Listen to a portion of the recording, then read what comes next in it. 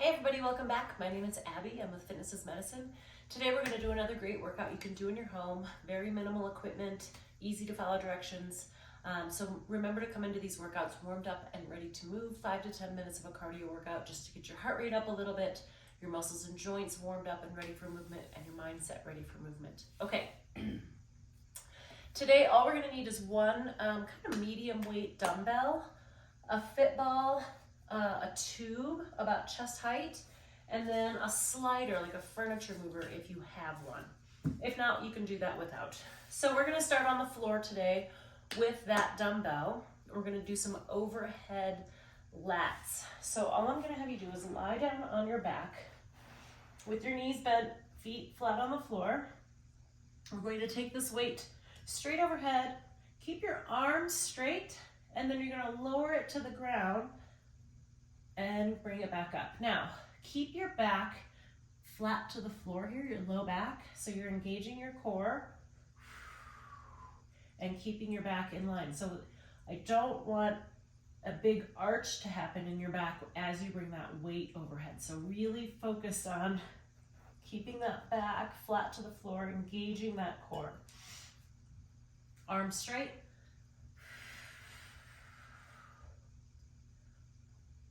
Breathe. Now, if you're having any shoulder pain with this, you can either limit your range of motion just a little bit or bend your elbows and keep that angle in your elbows. You're not going to bend and straighten your elbows. You're keeping that angle so that your lats are working in your back and your shoulders and your triceps are more or less staying out of it. Keep that back nice and flat. Keep your tummy engaged. Let's do 2 more. And 10. All right. And rest. Okay, we're going to stand back up now. So make sure that you are standing up slowly. Get over on your hands and knees. Come up slowly so you don't get lightheaded or dizzy. And use that weight here for the next exercise as well. We're going to do ball squats. So you want this ball behind you. You can either do this with a weight or without. A little bit more challenging to just hold the weight right at your chest here. So bring your feet out. You want to be able to sit down like you're going to sit back into a chair, so your hips are going back. You're able to see your toes. Your weight is in your heels here, so your knees stay right over your heels. As you go to come up, squeeze your glutes right here. You have to sometimes think about engaging your glutes so that they fire properly and help everything work properly with that squat. Keep your chest nice and tall. Keep those shoulders down even if you're holding a weight. 3 more. As always, keep that tummy engaged. We'll do 1 more for good measure. All right, good. Now I'm going to put my weight up. We don't need it anymore today. Next, we're going to do some side twisting with this tube I have. So it's about hip width or shoulder width, or hip height or shoulder height here. Hang on to that band with one handle, both hands. Shoulders down and back before we start. I'm in a good athletic stance, so not really a squat, but my tummy's engaged. My quads are engaged, my knees and hips are bent, and I'm ready for movement. Okay, we're just gonna twist over to the side, back and forth.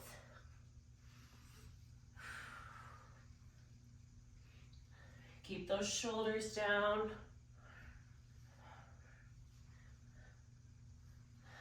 You should be feeling this working in your abs. Your arms are having to work, your shoulders. Your legs are engaged. There's a lot of muscles being worked here. 9, keep those shoulders down. 10 and 10. All right, good. Okay, next we're gonna lower back down to the ground onto your hands and knees. We're going to do bird dog. So hands directly beneath your shoulders, knees directly beneath your hips. Nice flat back. And also your head should be in line with the rest of your spine. So not down here, not looking up or looking down. You want it in line with the rest of your spine. Keep that neck happy. Now, We're gonna reach one arm forward and the opposite leg back. Try to think about a straight line from your fingertips, either through your toes. You can point your toe or just keep your heel up. It doesn't really matter. And switch. Your goal here is to stay as steady and as flat as you can. So if you feel like you're wobbling a little, that's okay. It's a good balance challenge. Keep that tummy engaged. Now, if you're having any shoulder pain and you can't quite reach out like this, you can either just reach a little ways or just pick that hand up. So I've got my leg back and then just pick up my hand. So you don't have to reach overhead if you do have shoulder pain with that. It still works the muscles in your posterior chain. You're still having to balance a lot, but that way you don't have to try to put your shoulder in any awkward or painful positions.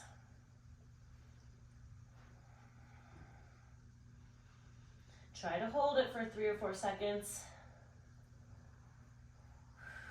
Breathing. Remember to keep that head in a good alignment. If you're having any wrist pain with this, you can use weights to hang on to like this, or you can also just put your fist down, or you could use a yoga mat and roll up yoga mat or a beach towel to put your wrists on so that you're not in this flexion if it's bothering your wrists at all. Make sure you're breathing, especially as you start to get tired here. Let's do 2 more on each side. Reach, nice and steady.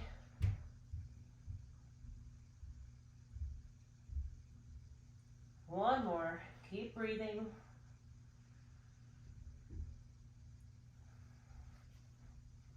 Last one here. All right, good, rest. You can sit back in a good child's pose if that feels good. And rest. Okay, we're going to stand back up, so make sure you're not, you're gonna stand up slowly. Bring your head over your heart for a couple seconds before you stand, and make sure that you are in a good headspace when you do stand up. Okay, now we're gonna use this slider that I talked about, if you have one. If you don't, you can just do the movement without the slider. I'm gonna have you stand on one leg, so a single leg stance, and just move that slider in a semicircle, forward and back. Now, if you're standing on one leg and this is really hard, stand next to something so you can grab on. If you don't have a slider, you can just maybe tap forward, tap back in that semicircle. Let's do a couple more each way. Good hip stabilization going on here in that standing supporting leg. And then we're also getting a little hip motion here too. I'm not adding any resistance to it, thinking more of this as a balance challenge. Switch feet, shoulders down, make sure you're looking forward. It's tempting to kind of round over and look down when we're doing balance challenges or things like this where you feel like you want to watch your foot, but your foot will go where it should go without you staring at it. You want to keep those shoulders happy and that neck happy. Tummy nice and tight, help keep you centered. Remember, stand next to something sturdy. You can stand next to a wall, next to your kitchen counter, next to something sturdy. Let's go one more time. And rest. Okay. One more time down on the floor. We're going to use the ball. If you don't have a fit ball, you can either use like a big, if you have a bigger like playground ball, or I guess you could use maybe a large pillow. I'll show you. We're going to do dead bug on your back. You can also do this without an object, without a ball. I'll show you that first, because the ball can be a challenge. So if you're like this, it's just like bird dog, but it's opposite. So you're going to go like this. Now this is without any object. Now the key here, just like I said before, flatten that back and try to maintain that. When you're here, that's an easy position. When your limbs go away from center, it becomes more difficult. And if you're not getting the right proper control here, your back can arch up. See, right now I can put my hands underneath my back. I want to be able to flatten that and not be able to get my hands under there. So that gives you that proper engagement in your core. Okay, I'm gonna add the ball. Now you can just hold the ball like I'm doing. If you've been doing this for a while, I'm just gonna do a few more because if you've already been doing it, you don't need to continue to do more. Now I'm just holding the ball. If this is too much and you can't control that arch, you can put your feet on the floor and start here. That will be much easier on your back, especially if you're having back pain. So just lift the one leg up, keep your other one on the floor. You can add to that difficulty by squeezing between your knee and the ball. And then of course, if this is working and your back is feeling good and you're able to keep it flat, try it up here. Again, we'll do one more, all the way out. And rest. Now, if you want to make it most challenging, when you have it here, really squeeze. You can control how hard you're squeezing between your hands and your knees. The more you squeeze and press, the more difficult and challenging it will be in your core.